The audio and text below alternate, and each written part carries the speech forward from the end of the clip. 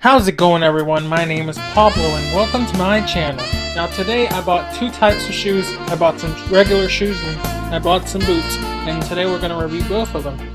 Now I bought some Nike Revolution 3s. They're blue and they also have a gray outer part over here, and you have the blue Nike swoosh, and this texture has sort of a fence texture. It reminds you of a fence, while over here on the front it reminds you of sort of putting your hand in the backpack.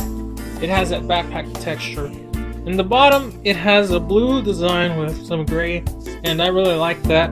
I love the color, and I feel like it could be a little bit better if they implemented blue shoelaces, which I'm probably going to do in the future.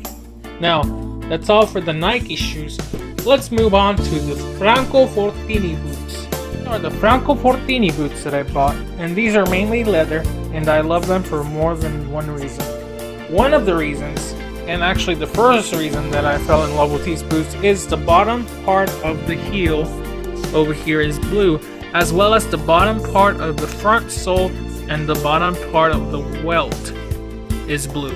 And I love the pattern, and I love this design they have, this texture they have.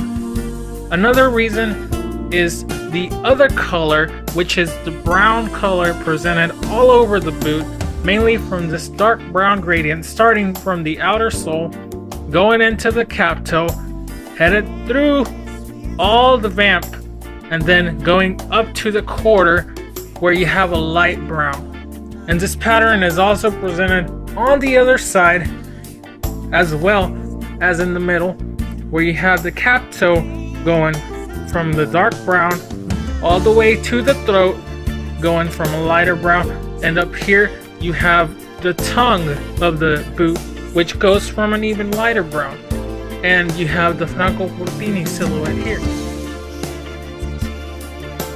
I love how they included 7 eyelets here, so you can adjust them accordingly, and 7 on the other side, of course. I also love how they put a strap here so you can adjust too, and you have a zipper here and a zipper here. Now this long zipper goes from the quarter and it passes all the way down, and it ends up in the beginning of the vamp. Here you have on the other side a zipper not so far away. It's basically in the quarter, so that's kind of cool. The shoelaces are brown. They match the bottom part of the cap toe, and the inner part of the shoe, I also forgot to mention, or the inner quarter part, has the blue color that I love as well. Now the insole might look or might feel kind of hard, but in reality it's really not. Once you step in this shoe, you'll feel like you don't have a lot of weight on you. It just feels great. Now the last two key components that really got me hooked are the stitching of the shoe as well as the texture of the shoe overall. Now let's start with the texture of the shoe, because I feel like that's a really important thing, as well as the stitching and the other components, but texture is one cool thing that I am lovable of. So over here you have a texture of leather, found in many common boots, many common dress boots, many common of those. Now texture over here on the upper part of the quarter is pretty much rugged leather, and in the back part of the quarter, and over here on this other side, as well as over here on the tongue, and it continues all the way to the throat and it stops right there. The texture inside is a soft, warm, and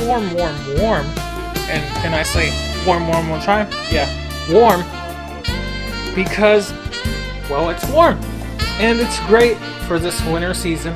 It'll keep you warm, cuddly, and cozy, and your feet will be happy. Now, I believe that is all for the texture. Let's get back to the stitches. The stitches of the shoe basically make the shoe send a voice and say, I am a strong shoe, and I do not need to show anyone my strength. Now what I mean by this is that This shoe is basically stitched strengtheningly. And what I mean by that, over here on the bottom part of the outsole, you can see it going all the way to the vault and passing all the way through the sole, all the way to the back of the heel, around the whole shoe, coming back to the outsole. And that is just one strong stitching that basically helps the base of the shoe form with the other part of the shoe. Over here in front, you have the cap toe that is connected by 4 stitches.